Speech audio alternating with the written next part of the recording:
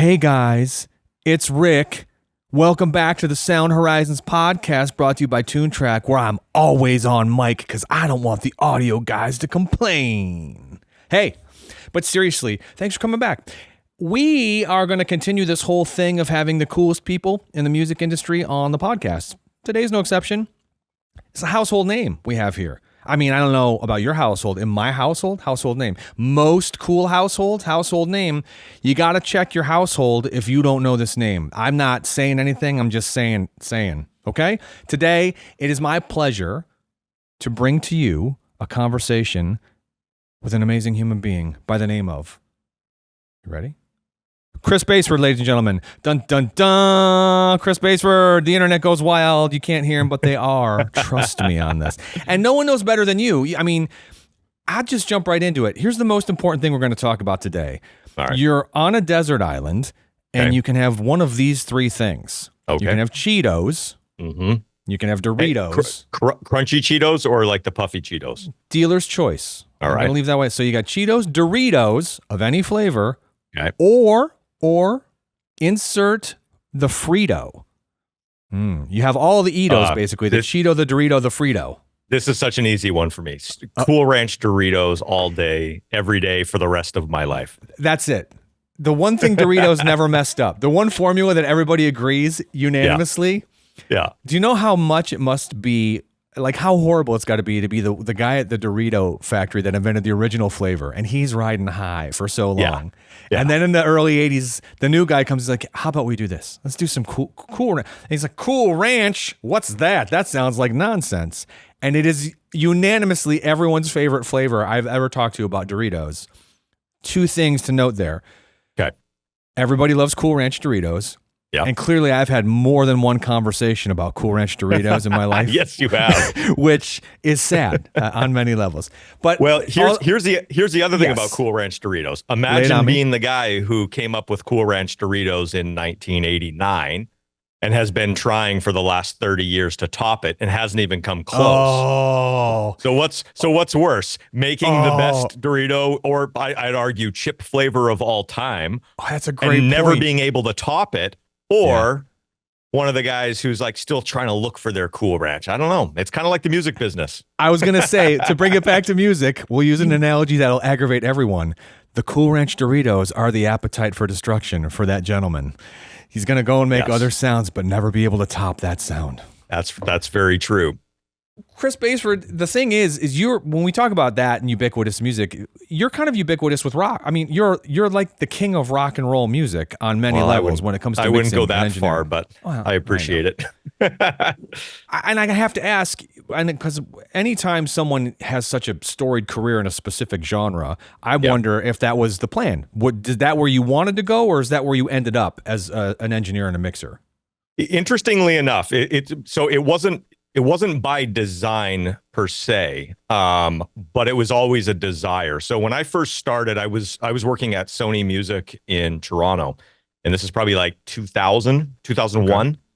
And that was kind of like my first real gig in the music industry. And rock music wasn't really the biggest thing at the time. Like, it was still very, I think NSYNC had like the biggest opening day of all time in like 2000 or something, whatever it was, right? So it was still very, very like pop dominated and stuff like that. So I was working at a major label record company at the time. And in two years that I was there, a year and a half, 2 years that I was there, I think I may have like worked with like one rock band. And oh, wow. There was coming back, pardon the pun, there was an appetite for, like, I grew up on rock music. Sure. Some of the stories that I've told before about, like, the Black Album and Dr. Feelgood getting me into wanting to be a record producer. Bob Rock and Randy Staub and Bruce Fairbairn records were kind of the genesis of where that started. Those are the kind of records I wanted to make. I wanted to be miking up big drum sets and getting, A-being 1,000 guitar amps and moving mic. Like, that's kind of what I wanted to do. So for the first couple of years, it was not that. They were occasionally spattered in, but like not a lot of that. And so I always wanted that to be the case. And then kind of serendipitously, I ended up working with Scott Humphrey at the Chop Shop in Los Angeles, and went down, and then from there on, it was all rock, and it was the music that I wanted to make, and it was this production style that I always wanted to basically be involved with. So it wasn't by design necessarily, but that's what I wanted to do. Sure. And that's and what so you it do, all clearly. Yeah, and exactly. Yeah, exactly. And there was a time, interestingly enough, like after a couple of years with Scott, there was almost like a time kind of post kind of like quote unquote new metal, maybe let's say like 2008, 2009, 2010, where there was almost like people didn't want records to sound that good. They wanted them to sound a little kind of lo-fi. They wanted them to sound a little quote unquote indie or kind of garage. Like they didn't want them to sound too big and polished. And that was kind of a bummer for me, because I feel like I was just kind of getting into like, okay, now I'm producing records and now I'm doing the thing that I want to do and nobody wants it. Thankfully, it started to come full circle again, where people want big, slick rock records, and talking about genres a little bit. Country wants big, slick rock records. Yeah. Ultimately, yeah. There are pop artists now who want big, slick rock records. So it's kind of come to a good spot where I think the genre bending has gone so far that it kind of doesn't even really matter what your genre is. If you want to make a big rock song, you can make a big rock song. And ultimately, you think of some of the most classic songs of all time, they're still the big rock songs. So yeah, they're big rock songs. So when you talk about a big rock song, and you wear so many hats: a mix engineer, producer. You do so. Where do you start with a big rock song? Forget the instrument. I just mean, what's the general mindset? Someone comes to you and says, "Hey, I hear you're the big rock song guy. I want the big rock song." What is normally the first process for you to determine what you can or maybe might be challenged to do with that particular artist or music? Well, I mean, the cliche, and it's true, is that like it does start with the song, right? If somebody brings me a song that doesn't lend itself to the big, massive rock drums and big roaring guitars and that type of thing, it's hard to push it into that box. It's hard to dress it up with that wrapping paper per se. So you have to understand what's appropriate for the song. But if somebody's coming to me for that, they probably have a song that kind of lends itself to that. Mm-hmm. And for me, like the thought that goes through my head is just, I just want everything to, when I say everything, the song, the lyric, the drum sound, the vocal effects, the guitar part, everything I want to have some level of excitement. I want it to evoke some sort of visceral like reaction, where it's, one of the things I say a lot, like if I'm doing like a, 130 or 135 BPM, 4 on the floor, it's like, if you are listening to that in your car, I want involuntary speeding tickets. Sure. Right. Yeah. And it's like, I don't want you to be like, I'm going to get in my car and drive real fast. I want you to be listening to this song and realize, holy shit, if I get pulled over, they're going to take my car away from me. Yeah. But I didn't realize how fast I was going. Right. Yeah. Involuntary. Yeah. So ultimately it's like, okay, well, how do you do that? And that's kind of where the fun comes in. It's like, well, how do you make somebody press the gas pedal in their car with a guitar tone? Or how do you do that with a drum beat or a kick drum sound or whatever, right? And so I just kind of I try to put everything through that lens of what's the emotion, what's the reaction that I'm trying to evoke, and then everything kind of builds around that. So again, if I want, I play hockey, and it's like you're getting ready to go on the ice. You want a pump up song, and you want turn on like Pantera, 5 Minutes Alone or something like that. Like that evokes a visceral reaction, right? Absolutely. And it's like you can't help but get pumped up. And so if you're doing a song that you're like, yeah, I want this to be like a pump up song when you're about ready to go out on the on the football field or the hockey rink or something like that. It's like, okay, well, what do we do? I'm not worried too much about making sure everything's really clean or everything's realistic, or, oh yeah, that's a sample. We can't use samples. I don't give a shit. It's like, how aggressive can we make this? And like, and so ultimately I just keep doing various production tricks until I'm getting that reaction. Okay. And if I've heard the song already 100 times and I'm still getting that reaction, then there's a good chance that the person hearing that song for the first or second or third time is probably also going to get that reaction. Sure. So, I mean, the production tricks on how to do that, that's like the, that's the, that's the secret sauce. That's why you're you. Yeah. But for you, forget all of that stuff. When it actually comes to you have the opportunity to sort of put your spin on this version of the magic. This is your version of the big rock sound. Yeah. Let's say you get the green light in your head. Hey, I can work with this artist. I can work with this song. Yeah. What's the first step procedurally? Are they all in the studio at the same time? Do you have a go-to studio for drums? Is it location based, genre based? You don't have a one size fits all kind of program.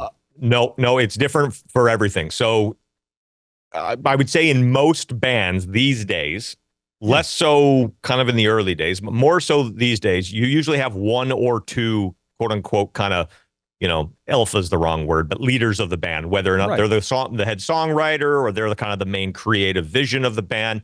And typically it starts with that. And so if that person's a guitar player, sometimes it will start with, if they've made a demo or if they haven't made a demo, getting a guitar riff down to a click track. Sure. Really quickly, if I'm working with a guitar player, I'll have them sometimes while they're playing the guitar in the room, kind of just getting everything, getting tuned up and kind of learning the part or rehearsing the part. I'll just start programming a drum beat.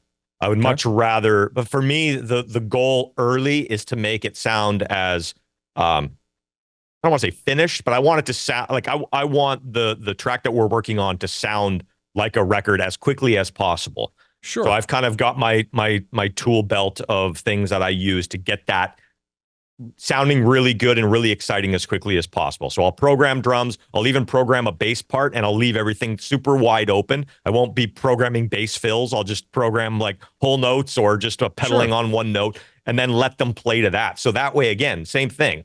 I want to evoke emotion and a reaction.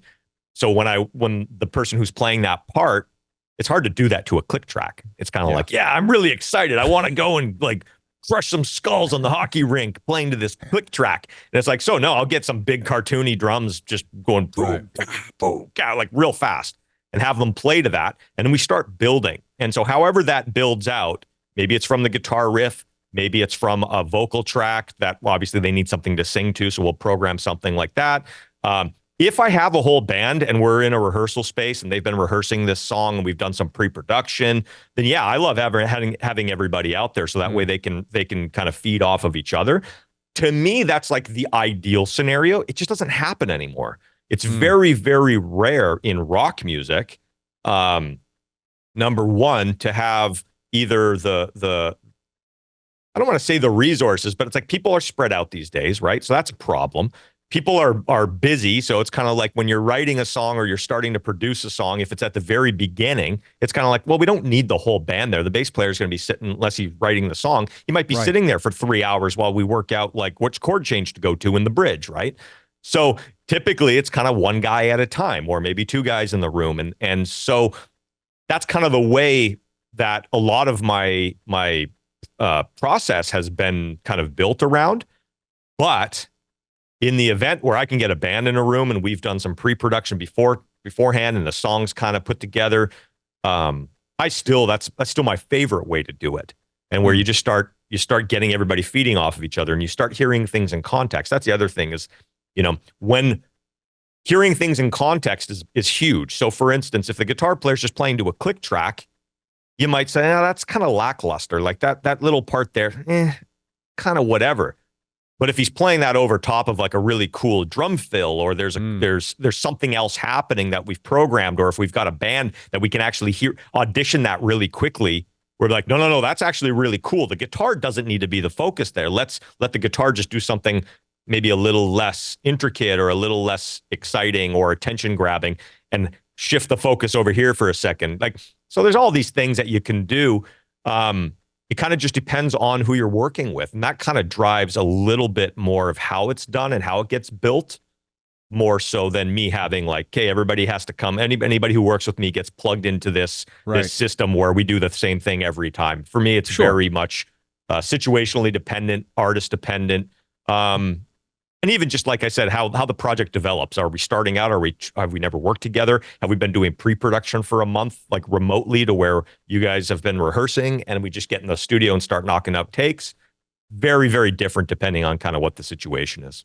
So given your affinity for the big rock sound, have you developed sort of this, I guess the underlying question is, how long can you listen to guitar tones before your ears fatigue? How long can you delineate, because again, a lot of what you do is this big polished rock sound, which in a lot of instances, I'm sure, is layered guitar tones or auditioning for the context. So for you as a pro, because I think a lot of people think that they're the only ones that might actually deal with this ear, like, as I get better, somehow listening to distorted frequencies will be easier. And I've not found in my life that it is. Have you found that you can go longer or not go longer? What's your system for not petering out during that heavy distortion finding mission? Yeah. So a few things. How long can I go and how long do I want to go is two separate different things. There you go. Yeah. It's interesting when I get burnt out and frustrated, and we've all got the thing saying, I don't want to blah blah blah for the rest of my life, and it would depend, and everybody's got it, whether you're a construction worker or a lawyer or an accountant or a record producer. That you've got that one thing that you're just like, I don't, and it's like the epitome for the whole thing, right? For me, it's like, I don't want to be tracking rhythm guitars for 12 hours a day for the rest of my life. That's the thing that it does get to me. And that's just an example for the whole process when you get burnt out on something.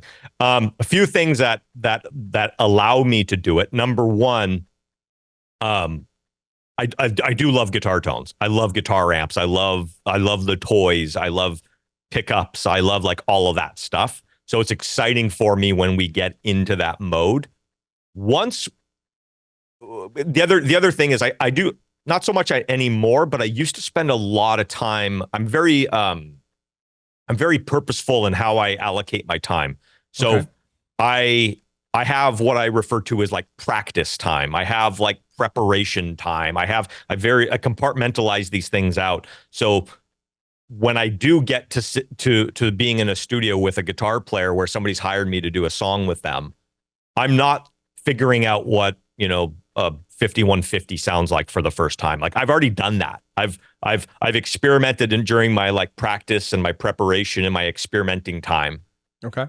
I filed that away in the databank the database, and now I'm like referring to like, what does this part need? We don't need to AB 45 amps. I know it's going to be one of these three, right? Because I've done that work. But I want to AB 45 amps. We're in the so studio. here's a whole other thing you are absolutely right. There's also a big part of the job as a producer, and this is something I was totally asleep at the wheel for like 15 years. Like, not only is there the sound that comes out the speakers, but there's also an experience for the people you're working with. And I'll even say an experience for me. So for instance, if I get a band that just got a record deal, let's say they're 20 years old or 19 years old from, I'll use Canada because I'm from Canada, and you can't go to a Guitar Center on Hollywood Boulevard and see every single amp that's ever been made. It's like maybe they've got a couple Marshalls and you're lucky. Like I didn't see a triple rectifier until I was in LA. Like I'd never seen one in person. So not saying Canada's that like, barren, but like, yeah, you're a lot of people have never seen a diesel VH4 before, right? Sure. They've seen them on the internet, whatever. So when somebody does come to do a record with me, sometimes in the past, I've been very quick to just be like, no, this is the sound we need. Here, plug in and go. Right. And I've kind of been asleep at the wheel for like, this guy's never, like, I've been playing with this stuff for 25 years. This guy's never seen this amp. You know what? We're going to spend a day and I'm going to let you plug into every amp you've ever read about. Nice. And I'm going to let you play around with every amp you've ever watched a YouTube video on and been like, oh my God, like that thing's so cool, right? Even though I know it's not right. And even though I know we're not going to use it, I'm just going to let you have fun because that's part of what this is. And so I've really woken up to that. There is an experience that we also need to not only provide, but it can be a powerful tool for the rest of the session. Getting somebody excited, like just again, getting everybody just it's about more than just what's coming out the speaker. So yeah, I love fractal axe effects. I've been using for them a long time. Can I get every sound? I could probably do every record for the rest of my life on that thing and be okay. Yeah. But again, you take the kid who's been, I say kid, but you take somebody who's been, reading guitar forums about Bogner Uberschalls and, Naylor Super Drives and all these like boutique amps. And then he finally gets a record deal or finally figures out how to get some money and go and do a record with somebody who makes the records that he listens to. And he shows up in the studio and plugs into a DI and we're running a plugin. That's not cool. Yeah. Like the stuff coming out of the speakers might be fine, but that's not an experience. Right. Yeah. I see what you're saying. And so anyways, going back to the guitar thing. Yeah. So, there is sometimes where I will just let I'll schedule in a day if we have time, being like, you know what, we're going to do the thing that you've seen on YouTube videos. Like I've told the story before about like the Metallica movie, A Year and a Half in the Life of, which is basically them making the Black Album. Yep. That was my aha moment of like, what are those two guys doing? And when I say those two guys, Bob Rock and Randy Staub, I know Metallica, but like, I know what bands do in the studio kind of, but like, who are these other two guys? And then I kind of realized what producers and engineers did. And I'm like, that's what I want to do. And so I literally had a movie show me what I wanted to like. I'm like, that's what I want to do. So same thing. There's guys on, there's young bands who watch on YouTube their favorite records being made. A lot of this stuff's documented, or engineers and producers doing YouTube videos of how they do certain things. And then when they get in the studio, that's the experience they want. They want to be a part of that, right? But going back to your initial question about how do you do with the guitar amps, like if we're gonna A/B 1,000 amps, we have a day for that. There is absolutely no expectation of getting anything that we're gonna keep. We're experimenting. Again, I like to compartmentalize that because by the time you've A/B'd 1,000 amps, you probably don't know what you're listening to anymore, number one. And number two, you're probably so burnt out, you're not going to make the right choice for the part. Your context and your objectivity is shot. So we'll A/B 1,000 amps and we'll pick our 5 favorite. And then the next day we'll say, okay, let's plug in those 4 that we narrowed it down to. Here's the part. Let's hear it through each one. Let's pick the part. Let's roll. The other thing is I don't listen very loud. And so there are occasions where I will, I'll have the guitar player on headphones so they can crank it as loud as they want and they can feel like the guitar is right here. I'll have speakers on in the room, so there's a little bit of air moving and they could feel it rumbling a little bit. But I don't listen very loud, kind of ever. So it allows me to work longer, which is good. And also when you're not listening that loud, you don't get fooled by like the frequency. You can just hear the frequencies of a guitar a little better. Sometimes when you're loud, everything's just sure. Yeah. And then you can't tell if anything's any good or not. So in your line of work, given your penchant again for the big rock sound, how many times has someone come in, a new act, they're familiar with your stuff and they love it, and they use these 2 markers sonically to say, I kind of want something like Def Leppard's Hysteria or Metallica's Black Album, which seem to be the 2 benchmarks from that. Oh, yeah. Do you hear that all? Is that a constant? Do they ask you if you're going to do each guitar string individually like Mutt Lange? And because all the legends are out there, right? So it's all the stories, all the myths, whether they're true or not, are relevant. It's all, like you said, on the internet, and they have this expectation. It sounds like, from what you're saying, that you almost kind of get some joy out of feeding into that expectation a little bit. Like every once in a while, if we're going to do the big record thing, let's make it a dramatic, let's do it. Let's make it a big old school dramatic thing. But time, I'm sure, is always on your mind as well, because you talked about a year and a half in the life. You don't have a year and a half to make a record. You don't have that kind of money. What is the longest period of time you've been allotted to make a record? Well,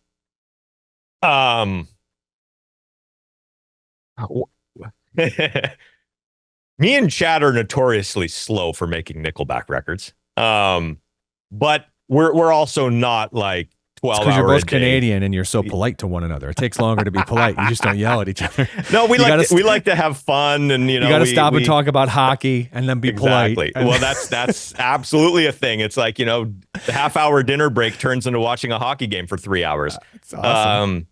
No, we are notoriously slow. So I would say, and it's not like we start on, October 1st and we're in the studio every day for 4 months. Like we kind of break it up quite a bit.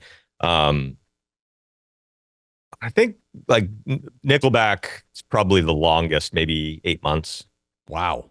Yeah. But like I said, there's breaks in there, and they might go do a stint of like 2-3 weeks. By today's standard, I mean, that's an eternity. Oh, yeah. Like in the 80s, 90s, that's nothing. Okay, fine. Normal. We can do that. You can go years, but yeah. By today's standard, especially a band at that caliber as well, where it's like, now I have to ask, without going into too many details, I'm going to only presume that Chad Kroeger and some of those guys have ridiculous home studio setups as well. Like, yeah, Chad's got a really, I mean, it's interesting. Everybody assumes it's some big fancy thing. And I mean, it's very nice. And we've obviously, we've got, a great monitoring setup, but it's actually not quite as it's not a big professional acoustically, I mean, it's acoustically treated, but it's not like walking into Ocean Way and being like, oh my God, you've got Ocean Way at your house. Wow.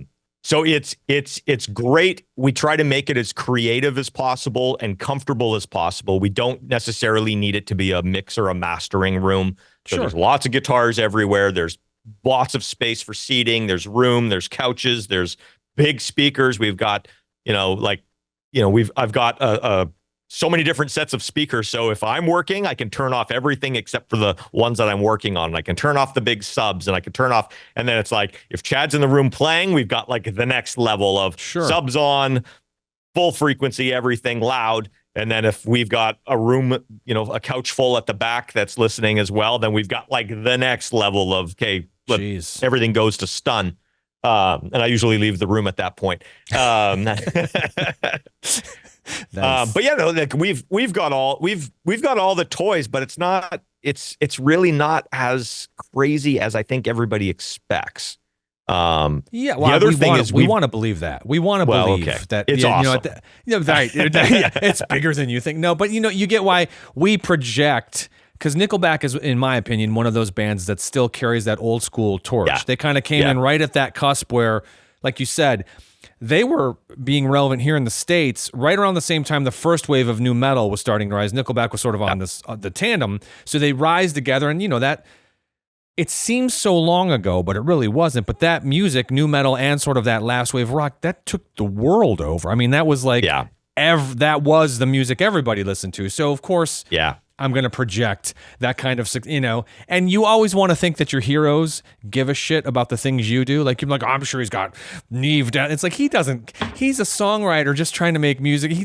He wanted to be a rock star. He's a rock star. He's not the guy at home, hopefully tweaking out. I don't wonder if this parametric EQ is that doesn't seem to be the vibe. And if it was, it would be disappointing. It would be like, please tell me that you're not that guy. So, I mean, but again, we project the things we like. So, he's probably got 2 vaults full of vintage guitars. I mean, and the Metallica movie's not helping, because, if you go back and even watch that movie by today's financial standards with the gear they toted in to that, you're like, I didn't even... half that gear doesn't even exist anymore. You're like, where did you even... And then you think about the heat and all the heat, the power, that gear, the air conditioning. And it's like, and then let's just move. We don't like it here anymore. Let's go somewhere else. It's like, pack it up. Pack it up. Let's go to Vancouver. Because that's free. Just throw it in your car and go. So I think the grandeur, I think big rock and those sort of experiences are forever linked, as I'm sure you do too. Because like you said, we live in an age now where anything that is documented is easily accessible. You can just go watch. And even bands that aren't necessarily associated with that level of success or grandeur, you see some of their studio setups or where they go or what they, 7 amps get wheeled in, and it's like, holy cow, it's still a great time, I think, to be, rock and roll's not dead, I guess is what I'm trying to say. A lot of people kick that around, but rock and roll's far from dead. Yeah, it's far from dead. It might not be what you hear on, old different FM radio or what gets celebrated at the Grammy Awards, but there's still a lot of people who love it. And ultimately it's really interesting, you know, when you go out to an event, a hockey game, you go out to a bar, you go out to whatever it is, and you know, the music that still gets played when they want people to get excited and they want people to pump people up is still rock music. Of course it is. So, you know what? I will say this, like for the studios, a lot of the studios are very nice, but what we need these days is like, again, there's a line between what do we need and what is there for almost vanity's sake. And I will say I used to be just an absolute gear whore. I loved getting into conversational arm wrestles with people about, you know, Neve clones and, guitar pickups and all this crap, right? And ultimately, I started really like objectively, like removing my bullshit from the equation and really looking at it objectively and doing some very like objective tests and blind A/B tests and that type of stuff. And you realize like some of this stuff that we spend so much time and energy and money on is a tiny sliver of the pie. And I will say, if you've got all the rest of your bases covered, by all means, geek out on AD converters. But if you haven't figured out like a better lyric in the second verse, your AD converter doesn't matter. And if you've figured out how to get your like overheads in phase, cool. Well, now you can maybe worry a little bit about which mic preamps you're going to use. But if your overheads are out of phase, then it doesn't really matter if you're using, you know, a Chandler mic pre or a Mackie mic pre. It doesn't matter at that point. So there's these different levels, and I think the tendency with all of the let's say like just marketing, and it's fun to talk about this stuff, right? It's fun. Sure. So and ultimately, I think there's a lot of me included. Like if I'm having a problem with trying to get a sound, or I'm having a problem with the mix, the tendency, the human nature is like, what tool can I get that will fix this? And so we tend to focus on that a lot, and ultimately we get carried away with it. So I see this all day long, not only internet, but artists I work with. I mentor people as well. So aspiring engineers and producers. I see this all day long where it's like they're having trouble with the mix and they're like, I don't know if, I'll use mix bus compressor because I just did the shootout with one of my students. I don't know if the mix bus compressor is right. And I'm like, you're looking at the wrong thing, my friend, right?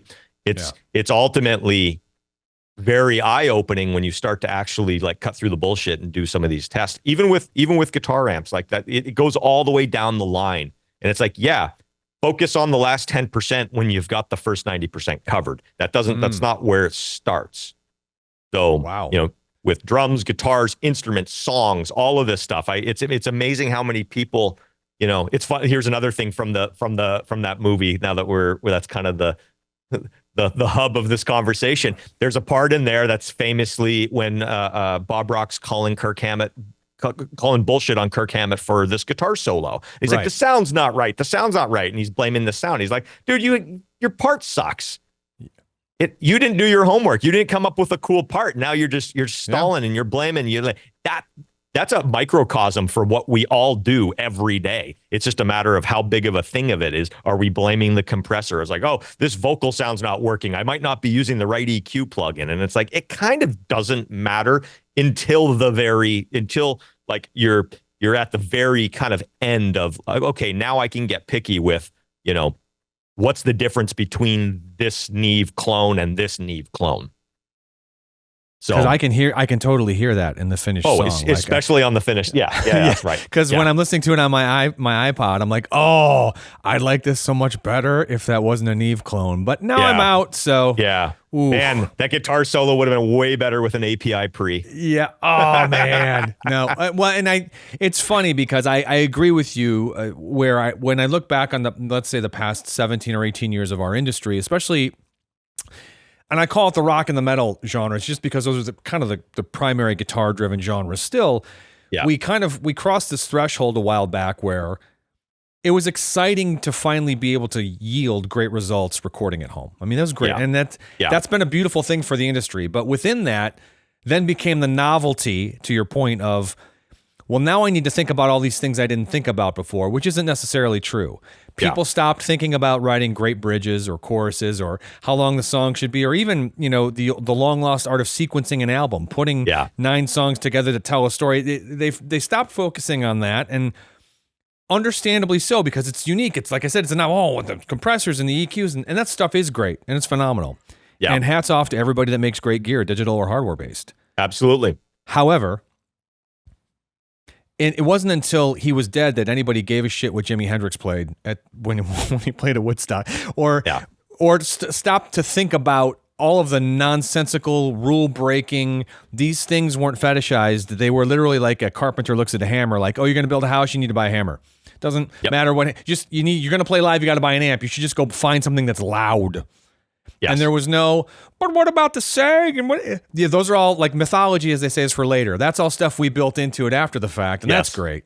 Yeah. But in our industry, we watch, when I first started in this business, when it came to drum sounds, a lot of the rock and the big rock production guys, Bonham is always sort of this weird benchmark that I've never really understood. Because I'm right there with you. Unless you're a 6'1" bricklayer from England, who died unfortunately at the age of 27, you don't stand a chance. I don't care what drums you buy. Well, unless you're that guy, you don't get that sound. I'm not sure what part of that equation doesn't really work for a lot of people, but to me, it seems as easy as the day is long. If you aren't that human, you will never get that sound, because no matter how much anyone tries to sell you on the producer, the engineer, the drum set, the mic placement, the Grange studio, whatever you want to throw it all in there, without that person, none of that happens. And it's a shame, because we're missing out on the next guys and their accidental sounds, or they're accidental because they're busy chasing all these prefabbed. Oh, you can sound, and I get it. Again, the novelty is insane, and AI is only going to make it worse. It's only going to, but do you find, as you're working with artists, established and new, that they're either looking to sound like, for instance, let's start with someone that's already established, because you work with a lot of repeat acts. You do a lot of, you talk about Nickelback. Do you find when you start working on the next project that they want to sort of extend what they did with you previously, or more often than not, they are looking for something new sonically? They're trying to go somewhere new. Here's an interesting thing, because I think this might, I don't want to say dispel myths, or maybe it will crush people's hearts. I don't know. I like both. Like, let's use the Bonham thing, for example. Think of how many people have gone into a studio and tried to reverse engineer every detail of, like, what did he eat for lunch that day? We need to eat that for lunch today. Exactly. Just to the most extreme extent possible, to be like, oh, we need to get that sound. When you're making a record for the first, when you're making a record for the first time, when you are making a new anything, there is no target. You might have an idea of what you want, and you might go in that direction, but there's no target. You have nothing to A/B against. You have no, John Bonham and Glenn Johns weren't A/Bing another record and being like, cool, now the snare is perfect, we can start. Right? And so it's amazing how many times people be like, how do you think they got that sound? How do you, and they want to, and I'll be like, accidentally. Yeah. That's what they ended up with. They weren't. Now that's not like, what were they trying to get a close dry mic? No, obviously not. But that was circumstance more than it was intent. Yes. And now everybody wants to believe if we pay attention to all of the details, and we get all our bases covered, and we do all our research, and we A/B, and we match, and we get the spectrum analyzer out, then we can do it. We can get to where we want to go. And the majority of the records that I love, and I think the ones that have stood the test of time, yes, they might have been A being something, but there were so many limitations and there were so many variables that the expectation was never to get exactly there. For instance, I've going back to kind of like the Bob Rock, albums, there were guitar tones that Bob had gotten with other bands that when then, Bon Jovi comes in or Motley Crue comes in or Metallica comes in, they're like, oh, yeah, that was kind of cool. Let's kind of get something like that. Or maybe he would use a similar technique, but it's never going to be the exact same. Even if James Hetfield came in for album 2 and said, I want the exact same sound as the previous album, they're not going to be able to get it. There's too many variables. Right. So they're going to get close. They're going to be able to get similar, but ultimately it's this whole trying to match tones. I don't get it. And I mean, it happens a lot more with mixing than it does with production, where people will send me a track that they recorded to mix, something that I didn't produce, and everything is there's no EQ on anything. Nothing was printed with any EQ. It was I call it yes or no recording. Does the mic work? Yes. Okay, start recording.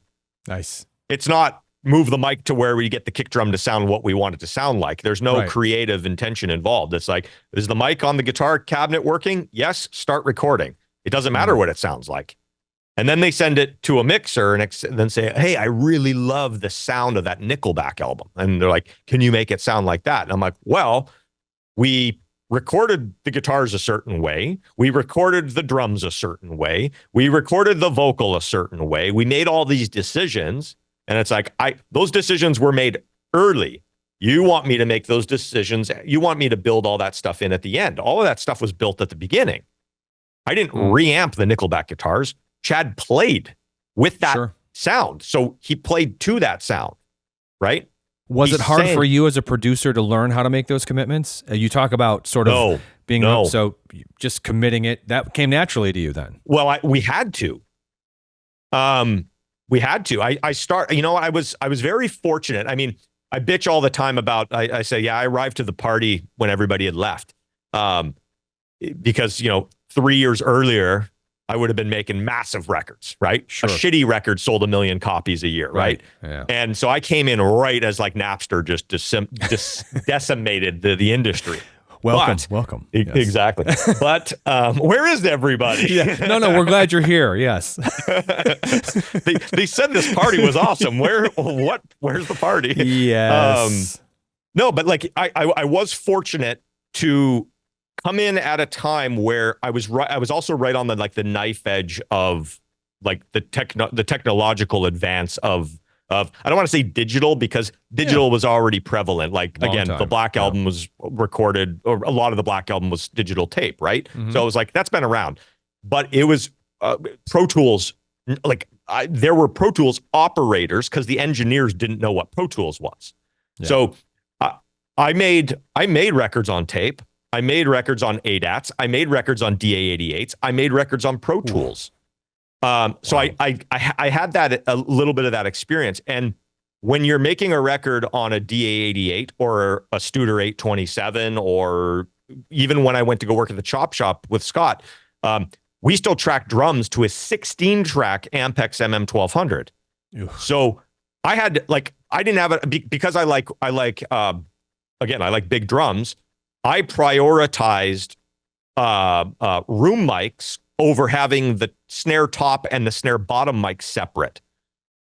I prioritized room mics over having the ride mic on its own. So I would blend this stuff in. I would combine the kick in and the kick out mic onto one track. I would combine the snare top and the snare bottom onto one track. I would mix in the ride I'd blend the ride into the overheads. Hat we'd always keep separate, but like I was already making these decisions early because we had to. Sure. Because the sound of the tape machine we liked, and there wasn't anything at the time that kind of gave us that thing. Now there's a lot of toys that we can use to get that. I haven't used tape in years, but I was always very and it also, maybe this is going back to your first question about like the process, making things sound good as quickly as possible. I wanted like while the drummer was playing, like I wanted to hear it sound like a record. Sure. So again, talking about what's the tool set? Well, Pro Tools was still a little bit in its infancy. We didn't have all the plugins that we have now. It didn't sound as good. So if I've got a rack of Neve 1073s or 1084s, if I'm plugging the mic into that, I'm going to use that EQ and make this kick drum sound really fucking good. Sure. And that's just what it sounds like. That's it. Yeah, and we're making those decisions. Like, and here's the thing that I don't think people understand, and this is something that I try to teach a little bit, is people think by making a decision, they're like, oh, what if I put too much low end into it? Or what if I carve out too much mids? What if I like, and I'm like, well, how is that any different than you not doing anything? Like, I still have to carve into it anyways. Yeah. I still have to, like, you just putting the mic there and not EQing out like 300 hertz out of that kick drum is no different than you adding a little bit of too much 60 and me having to roll some off. There's no different. So why not make a choice?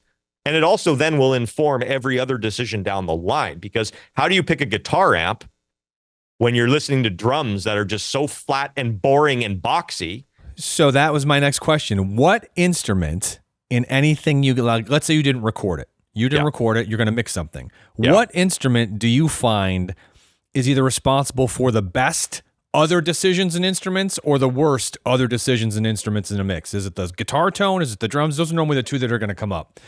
No one's ever really going to say the bass made everything sound bad, but which one do you think, if you make poor decisions at the time of tracking, recording, committing, will ultimately affect the others in a manner that's irrecoverable or so hard to recover from? That's good. That's a great question. I think it's so like content dependent. But what I will say, it's not trying to not answer your question, but I guess just kind of it'd be very un-Canadian to not answer. I'm just saying it'd be very, very un-Canadian to not answer. Exactly. I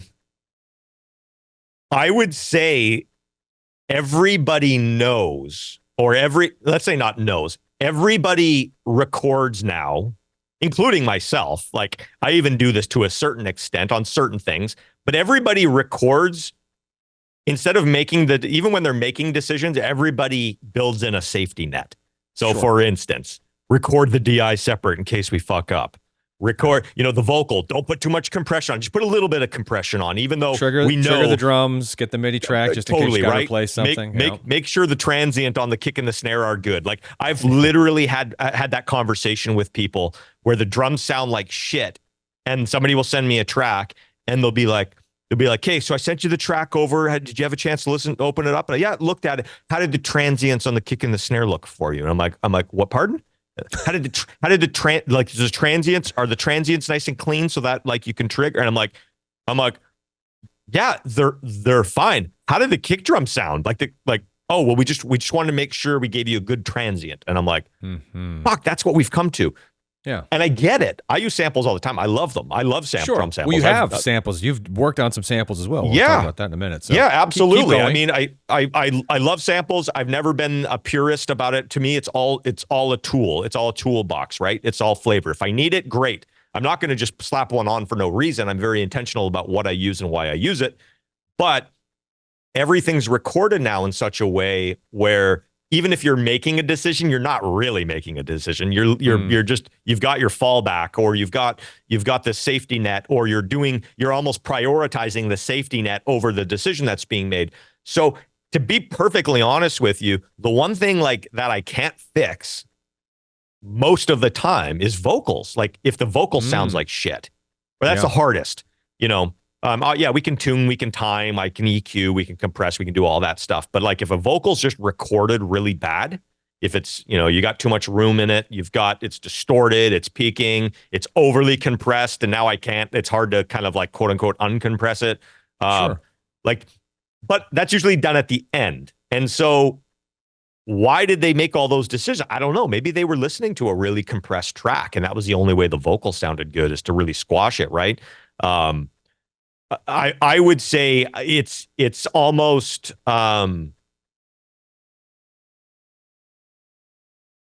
it's almost like I don't even know if there's one that can lead to the other consistently. I think, I think the type of engineer or producer that's kind of not being cognizant of creative decisions.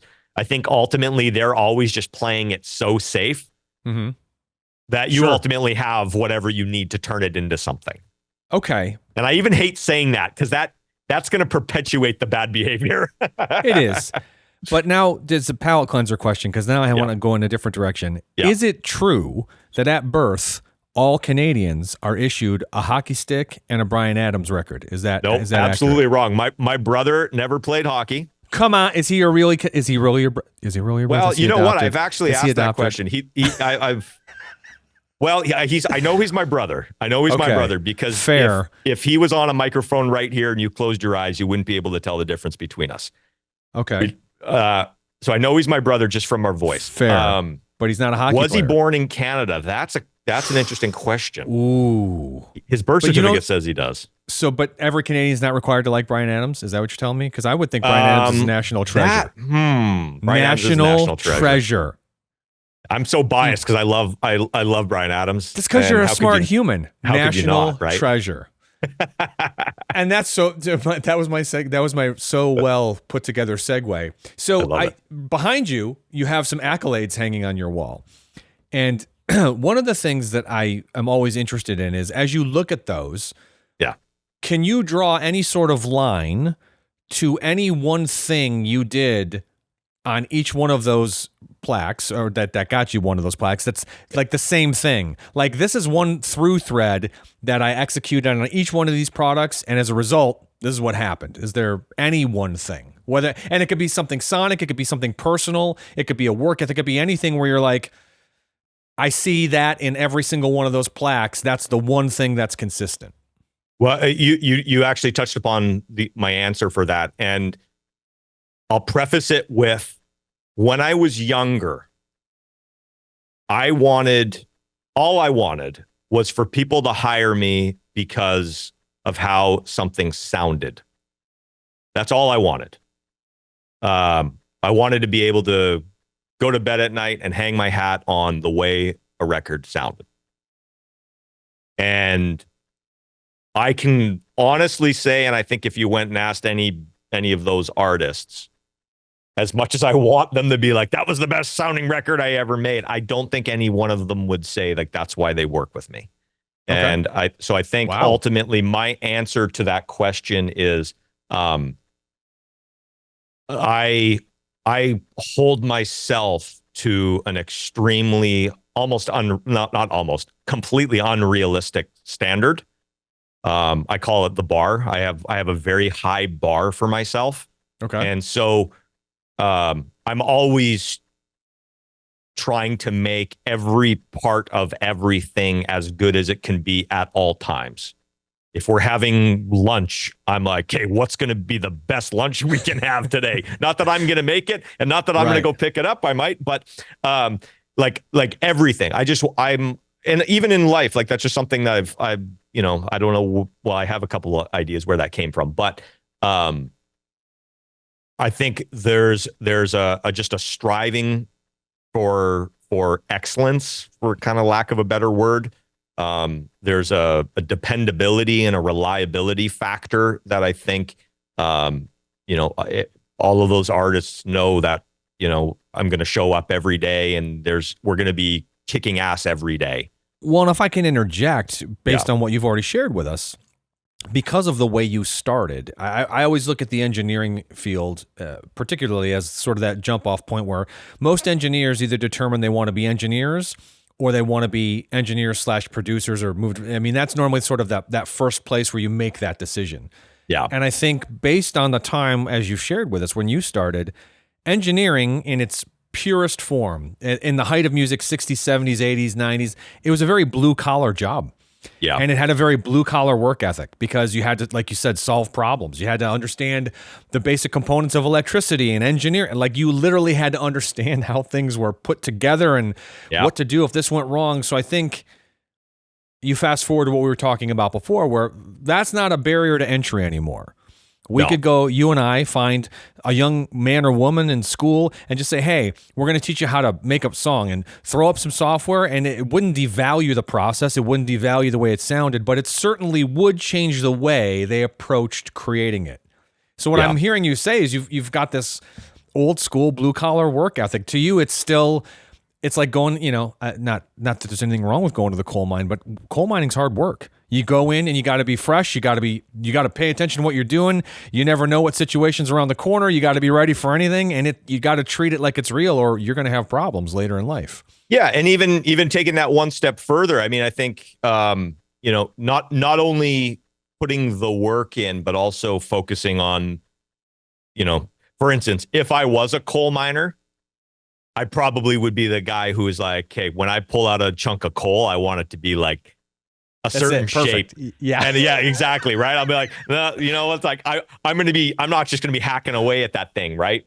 Yeah, I mean, exactly. it bleeds into, ask my wife and she'll probably curse it, but it bleeds all maple leafs. They're all maple leaf quotes. Like, it's a perfect maple leaf. All maple leaf. Another maple leaf. Wonderful. When you touch on something, is how big of a part, and I find this to be another through thread. How big of a part of your success at this stage of your career is your family? Just knowing that you've got people on the line that support and love you and believe in what you do. I mean, that's a huge part of everyone, at least that I've run into, their success, especially in this business. Yeah, it can definitely make things challenging if you don't have a supportive family and an understanding, partner or spouse or whatever, or even as a kid. Do your kids even care what you do? Do they even care who you work with? Or, you know what? It's interesting. So my son's 7, my daughter's 4.5. My daughter's madly in love with Uncle Chad. Okay. Yeah. Nice. So she only cares that, like, that's cheating. She loves him personally. So but your son, is he impressed with anything? Or you're like, hey, I worked on this record. He's like, You know what? A little bit, and it actually inspires me. He does care a little bit, but not like holy crap, like, you make records, right? Like you would have been if your dad worked on your Heroes record. You'd be like, what? Totally. It would have been insane. The kid's like, meh. Whatever. Yeah. It's music. But my son's into music. He loves rock music. He loves going to shows. I try to, he obviously gets, VIP treatment when we're going to concerts. And I try to instill in him, like, this is not normal life. This is special. Exactly. Right. But we'll be in the car and a song will come on that I mixed maybe like a couple years ago. And he'll be like, he'll recognize it and be like, Dad, you mixed this song, and he'll be almost a little excited about it and be like, you're right, I did mix this song. And so that's cool. Pretty cool. It is very cool, and that it does inspire me for sure. Do you have any stories from your career where maybe at any point where you were offered the opportunity to do a record and you either passed on it or couldn't, and you look back on it and you're like, I wish that would have been cool to be a part of that, but for whatever reason, time, schedule, whatever, talent, you didn't feel, we all go through that imposter syndrome phase where it's like, oh shit, I can't even come near that. I'm trying to think. At big albums, no. There were you guys are gonna laugh. People aren't gonna expect this. There were 2 sessions.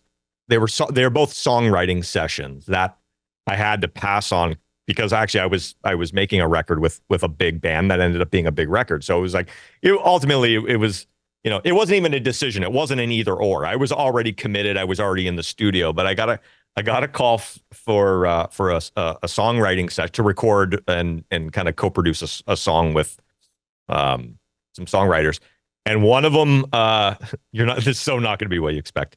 One of them was One Direction. It was 2 guys from One Direction. Yes. And there was a One Direction album out at the time that I loved. I can't remember which one, but I thought it was fucking awesome. It had like 4 or 5 songs. And I'm like, these are just the epitome of like top notch produced. They were awesome. And so I was like, oh, damn it. I really like, and it was right in that heyday, right? I'm like, oh, I would have liked to have been a part of that. And the second one, the exact same situation. I got a call, and Michael Bolton. Come on. I was like, I can't come to the studio. I'm in with these guys. And like, okay, well, no. And at the time, like, I don't think anybody knew I like loved Michael Bolton, but what's there not to love? It's Michael Bolton. Oh, fuck. The voice. I'm right? like, dude, I would have Most people loved don't to- even realize he was in a rock metal band in like the early '80s. Like they don't even Dude, know. I They think have no one of the clue. best male singers of all time in any genre. Like for me, I mean, you know, I mean, And Mutt he's Lange did a in bunch on of it. his records, and He's in on the joke though, too. Like he's as a human being, like he gets the whole thing. You can't. He's like Rick Yeah. Astley. You can't break him. It's like it's fine. He gets it. Say whatever you're gonna say. He loves it. He's in on it, and I love that about him. he's awesome and successful. Like, what is Yeah. there? You know, Oh, no. what is there to be worried about? That's such a horrible. That's a bad thing though. That's I that. don't. Yeah, We yeah, both know in our industry. Trust me, it's like I'm making records with one of the bands who's like the poster child for that, right? But Yeah. Well, and I don't want to touch too much on that, but you brought it up, so now you can't walk away from it. Does that ever come up during a set? I mean, they have to have forget the thickest skin, but at this point in time, I'm going to address the crowd. It's not that I don't love you. I don't know which one of you idiots started this whole Nickelback thing all those years ago. I don't know what uninformed musician, uneducated human being or troll thought somehow because I don't respond to this music, it's just not cool. That's fine. That's water under the bridge. Under the bridge where most of the trolls live. That's why it's water under the bridge. You're so not even remotely close to how talented of players, writers, musicians these guys are. You don't have to like it. That's fine. I'm not asking you to like it, but for me and my generation and everybody else with common sense and an IQ over 30, I just want to encourage you, grow up. Nickelback is a great band that's made great records. And I'm going to tell you right now, Chris is part of the success of them sonically. A lot of people have contributed to Nickelback's sound. You won't find better engineered, recorded, produced, or put out records, period, anywhere in our industry, in any genre. These records are flawless. And if you consider yourself someone who's into great sound, right? Just like in the 70s, they used benchmarks like Aja, right? They did Asia by Steely Dan and Gaucho. They had all these. From a rock and roll, hard rock, even borderline metal in some instances standpoint, you're not going to do better sonically than a Nickelback record. So please, just save it. I can see the comments now. And what I love about it is the angrier you get, the longer my beard grows. That's the secret to how it got this long now. It's all the idiots that are going to chime in about Nickelback. Just let it go. Now I'm going to go back to our friend Chris. You've been warned. I've absconded now with some time, but I felt it was necessary to say. Mr. Baseford, if you would continue. Your check's in the mail. Thank you. If you would continue about just again, it's a very well-known nonsensical thing at this point in time, but it has never seemed to affect them in any negative way whatsoever, at least in the way they deal with it publicly or the way that they're still putting record. It's not like they're at home crying, oh no, we can't be a band anymore. I don't get it. I don't even want to give it any more airtime. But is it the elephant in the room when you guys are working on something new? Does it ever come up? Is it, or is it something that drives? Is it like, well, let's show them? Is it, I think for each guy in the band, I won't speak for them. They just released a documentary a couple months ago or last month or something like that. I think it'll probably be out on Netflix or something soon, but they actually just did a documentary where they kind of discussed some of this stuff. So I won't speak for them specifically, other than it's hard not to. Like even if you've got millions of dollars and private jets and big yachts and houses all over the world, when you're walking down the street and just somebody yells out you that you suck. Yeah, one guy, no big deal. But if you've been getting that for like 20 years, it's hard not to let that impact you somehow. Does it affect you on the back end? So you get it too? Yes. Okay. Yeah. And unfortunately, I don't have the private jets and the yachts and the houses all over the world to dry my tears. But you're an engineer. What? You're a producer. What? But I also don't get it as much, right? So, like, for instance, I've become somewhat, at least with the kind of the newer stuff, I've become somewhat synonymous with that because I'm very outspoken on social media about my production techniques, and I reference that stuff a lot. I get a lot of people like wanting to know about how certain things were done, and so that's kind of, it's very closely tied to me. Like unlike, let's take a CLA, for instance, who's done just thousands of records, right? Right. If 10 people came up to him on a daily basis and asked questions about mixes, it might be 10 different bands. For me, it's like one or two. And most of the time it's Nickelback, right? So, as much as it's great because people know me for it and like what I've done with it and like, how it sounds, you do then get the, like, this is the worst thing ever. This sucks, blah, blah, blah. And it's like, none of it is ever. And again, it's like, I don't lose sleep over it. No, of course not. Of course not. But it just kind of like, I'm just like, look, I don't understand like what the purpose of it is. I'm like, that's because your mind functions at a level that doesn't allow you as a human person. No, and I mean this sincerely. There has to be some sort of mental disorder in order for you to think that in this day and age, with unlimited access to everyone all over the world all the time, and complete and thorough careers made out of type, like people are full-time tweeters or Xers or whatever it's called now, right? I mean, that's what they do for a living. You have to be insane to think that your voice matters, right? So what they end up doing is saying, well, the voices that seem to matter are the ones that, the negativity, the drama. It's like, and I get that. Fine. God bless you. But I mean, you can't comprehend it because you're an educated, smart human being where it's like, why would you, you're only going to go around the sun. You get one shot at this. Why would you waste your time? I always explain to people with music and life in general, we have to treat music and life like we treat the grocery store. And I want you to use this analogy from now on. I can't wait. See, I can't wait for this. 95% of the things in the grocery store are not for me. See, when I go to the grocery store, I have a list. These are the things I'm looking for. That's and right. You know what I generally tend to do as a smart, educated adult? I go to where those things are. And I don't really pay attention to the things that aren't for me. But the one thing you'll never see me do is, like, I don't like cauliflower. Yeah. You'll never see me over by the cauliflower, standing there talking to people that like cauliflower going, this sucks. This fucking cauliflower sucks, man. This is the worst thing ever. What's stupid. They'd even carry clout. Why would I waste my time? I just got the visual of you. It wasn't there for me. Yeah, about cauliflower. Section. That's how smart the Nickelback haters. It's like, oh, really cool. You don't like this thing I like? Oh no, let me stop. Like, what are you doing? You learned how to make a meme? Cool. That's awesome. I love it. This you will be so remembered for it.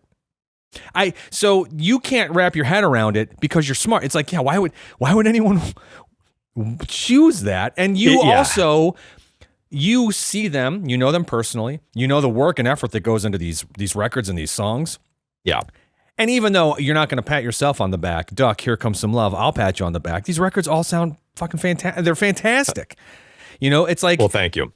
It's so you know that logically there can't be some like weird fallacy like, oh, well, we put out this. It's not like the Metallica. Is it too loud? It's like, no, it's not the snare drum sound from Saint Anger. It's not all the other things that become these music cliches of like, is it good or bad? That's irrelevant. These records sound incredible. And as far as rock records go, I would argue still to this day that when the Foo Fighters released The Color and the Shape and Nickelback released their second record, it's like those two standards became kind of the rock. And you mentioned country. It's like, ironically, all of the sounds are going back to that big, produced, slick, crazy, everything across all of the genres. Even when pop introduces guitars into a song, it's like, well, it can't just be a little... It's not like a 90s guitar now. It's not Jesus Jones. Now you got to go and you got to get these huge tones. And it all started, Creed, Nickelback, Foo Fighters, like all this stuff is now popular again. It's trendy again. And nobody paid attention to how it was done, to your point from earlier, the first time. And everyone's scrambling to try and figure out how to do it now. And I think it's funny. I think it's ironic. They think there's some magic to it. If you just buy a PRS and a Mesa Boogie, you'll be... No, that's not how that works, but continue. Yeah. Yeah, that's like that. That's one component of it, but was that the component that really mattered? It's like, no, but that's the easiest one to buy. Well, the one thing that I will touch upon is like, I understand, and your grocery store analogy is awesome, and I had the best visual as you were explaining it. I'm like, you just yelling at cucumbers for the sake Right. of you suck. And people trying to buy it, like, why would you even touch that? That's just gross. It's like, no, who's asking? Who's asking? But, you know, like the thing that I always say, and I pride myself on being as objective as humanly possible. And I think, you know, even people who think they're objective, you have to relinquish a little bit of that because we're all subjective to a certain nature. But I like to try to just be like, yeah, you know what? That might not be my thing, but I understand why it's great, or I understand why people like it or whatever. And so the thing that I always say, you know, to somebody who might be like, yeah, you know what? I don't like Nickelback. I'm like, you don't have to like Nickelback. You don't have to like, you know, I'm a big Motley Crue fan. I know a lot of people who don't like Motley Crue and they don't get that either. Right. Like I ran into a guy the other day. He was big into, you know, hard rock and metal. And the minute that he asked me, he's like, what's your favorite album? And I said, well, I can't say my favorite album. I don't know. I picked that. Right. I said, here are some of my most influential albums. And I named 3 or 4. And one of them was the Black Album, going back. And he's like, oh God, the Black Album. That's when shit went downhill. And I'm like, okay, that might not be for you, but it's potentially the most, you know, sonically the benchmark. It changed hard rock. Everything. It changed everything. Yeah, like so yeah. Was that your favorite Metallica album? Who cares? Was it like it's my? You asked what was the most influential album for me, and it's like if you don't like it, fine, but you can't deny. Like again with the Nickelback stuff, we spend so much time and effort and everything that goes into what we do to make everything as good as possible. And in a world of like mediocrity, finding a group of people who are all on the same page saying, yeah, when we are done, when we can't make this any better, and we're willing to do whatever it takes. If that means spending more money in the studio, if that means throwing away 3 songs because we wrote 3 better songs, if that, like, whatever that means, it's hard to find people in this world where, like, maybe you find one guy who's like that, but to find the band and the management and their kind of like support team and everybody involved is their one goal is everything needs to be as good as possible. And I don't know how you, whether that's your, you know, a band that you're working with, whether that's the, you know, pick anybody with the guy building your house. I don't know how you can slag on that guy so much when all they're trying to do is make things fucking awesome. Are they making the thing that you want? No, but that's cool. You don't have to consume it. Nobody's making you consume it. So, I mean, that's kind of my thing. I mean, I love working with those guys. You know, I consider them to be, you know, to be family at this point. And I can tell you whether you like it or not, when we go into a studio, we're not hitting we're not calling it in, just being like, yeah, whatever we got today, that's what we're doing. We're trying to make things great. And that's why we spend a lot of time. We rewrite, we re-record, you know, if we get to a certain point, you put the effort in. Yeah. You work. It's like a job. And not a lot of, and I will say, not a lot of people, especially in this industry, do that anymore.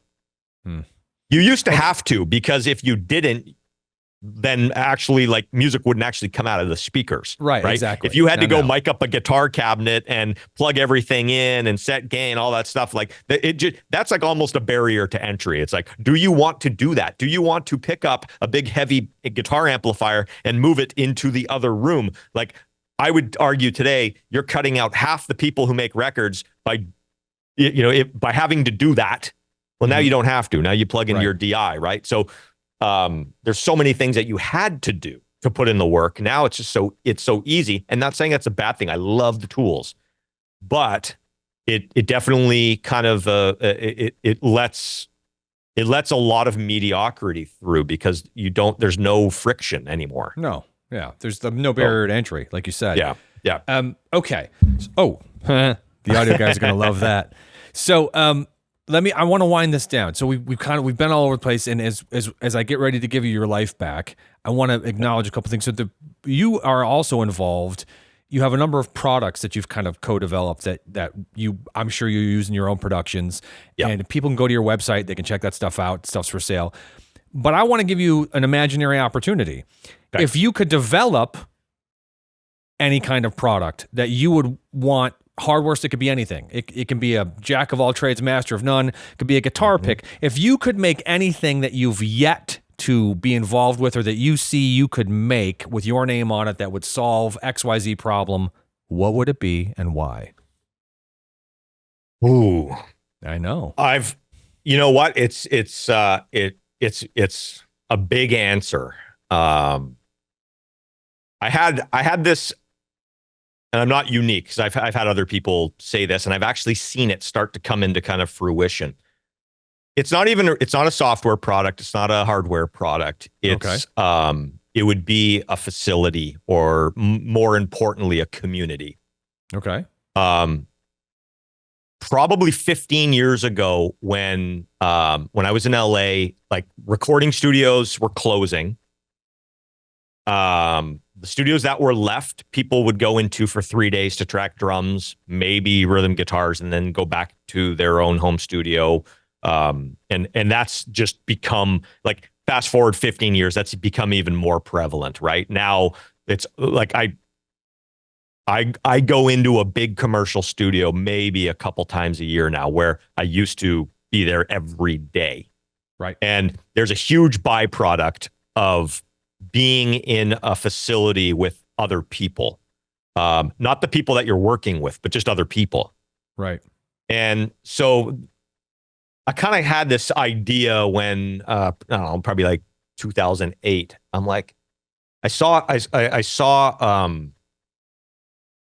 video of something on TV or YouTube. I can't remember what it was, but basically it was kind of like a creative campus that had been put together, but it was for tech. It was for tech guys.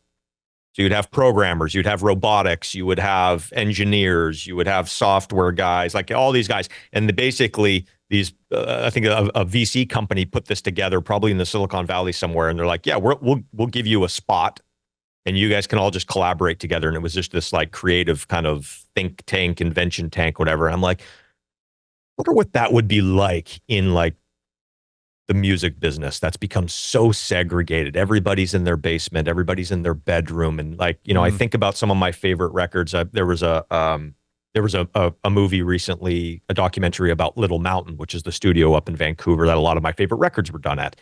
And they were talking about how at one point, I think, like, Motley Crue was in one studio and Aerosmith was in the other.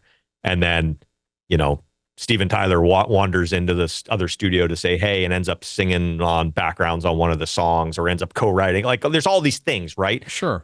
And so I would love, and I know some people are trying to do it, and it's like I said, this is a big picture thing. This is like a huge, like this, I feel like would be like, if I could somehow put this together, and it might be like, you know, a legacy type thing. I would love to be able to put together a big creative campus full of creative people, and it could be musicians, songwriters, producers, engineers, videographers, you know, programmers, like, and basically get them all into the same spot and organize the community in such a way where there is a community. If you need a guitar player and you're not a guitar player, instead of going to a plug-in, you're going to the guy down the hall who you're like, dude, I hear that guy ripping every day. Hey, you want to come in here for an hour and cut? Yeah, sure, dude, cool.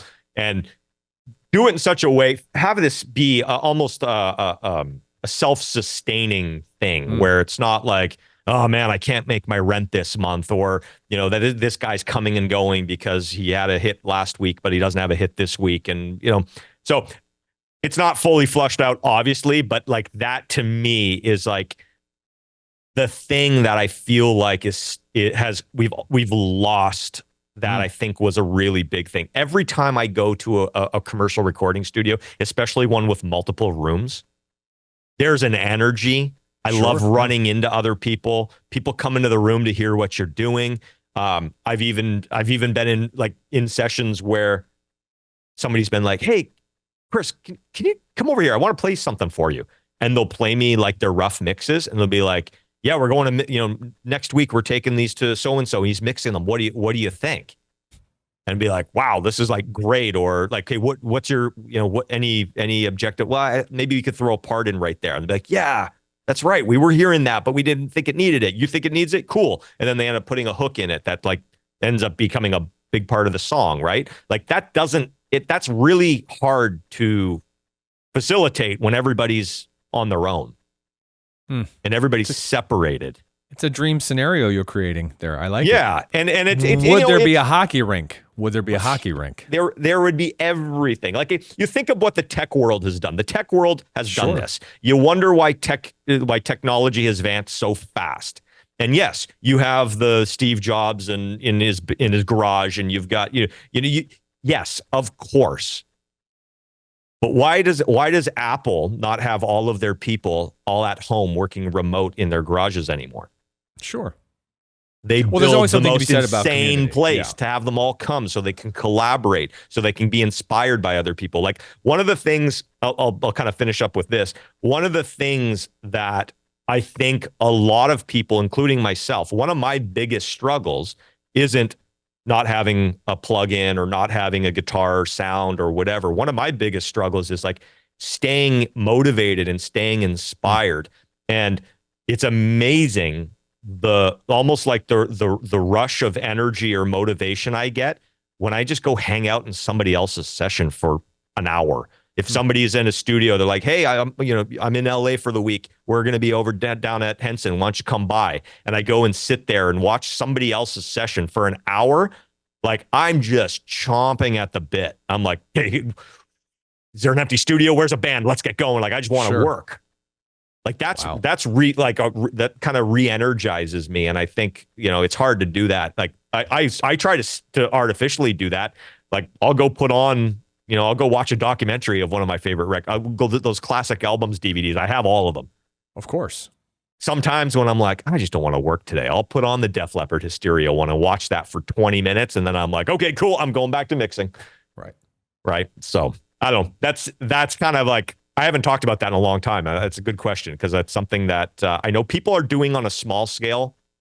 I want to see it like music. Like who doesn't listen to music? Who doesn't listen to music? It's true. Well, and I think as we wind it down, it's like I think the other big component of that is the cultural shift back to music being the event. Like it's great to listen to music when you're doing other things. That's fantastic. Yeah. It's a wonderful privilege we have. But maybe take 1 or 2 days every week and sit down and give yourself 45 minutes to an hour. And it doesn't matter whether it's an actual physical album or the digital version of an album. Sit in a chair, put the earbuds or the headphones, and just listen. Let that be the event. Just enjoy it. Just go on that journey. Drift in and out of sleep, whatever, but just let the music be the only thing you're doing. And if people can get back to that, which is, again, I think is generational, of course, but then that mystery and that majesty and all of that, it doesn't even matter what style of music was. It's pop, rock, reggae, Latin, any well recorded, produced, and executed music can give you that experience. It's better than any movie. It's better, in my opinion, it's better than any TV show. And we've lost that a little bit along the way with convenience. So if we can get back to that, and then your community idea, which you should patent, it's a verbal patent and trademark right now. Chris BASEFORD Enterprises 2024, all rights reserved. So it's already now it's you're at least here in the States that works. Yeah. So I love it. I love the fact that you still care about music so much that trying to build a community about it would be your dream product. It's like the most selfless dream. I was expecting to be like, I'd create a preamp that did. It's like, no, man, I would just. If everyone could hold hands and drink Coca-Cola and love music and eat Cool Ranch Doritos because they're the best ones, as I indicated. There would be bowls of Cool Ranch Dorito dispensers everywhere. Well, yeah, whether we wanted it or not, because you can't get any group of musicians together without the keyboards would be disgusting. So the microphone would be the worst. It'd be the dirtiest place on the planet, but it would be the coolest place. I agree with you completely. Well, listen, that'd be fun. You have a life and I don't. This is what I do right now today. So I'm going to let you get back to your life. But man, we appreciate you so much. And we're so grateful, again, to have had you spend time with us and to share with the watchers and the viewers. We're looking forward to everything that you have coming up. Everything you put your name on, we're fans of, especially the Nickelback stuff. So I am always just excited anytime someone from Canada confirms how polite they are and how awesome Bryan Adams is. And you, sir, are a living example of both. So my day is made. Nothing can go wrong for me today. You know what? And God bless you and everyone like you. But other than that, man, thank you so much. We're going to let you get back to it. I'm going to sign off. I'm going to look at these chuckleheads for a minute. Chuckleheads, we're going to let you go. Thanks for joining the podcast. We'll talk to you again sometime in the future if we're lucky.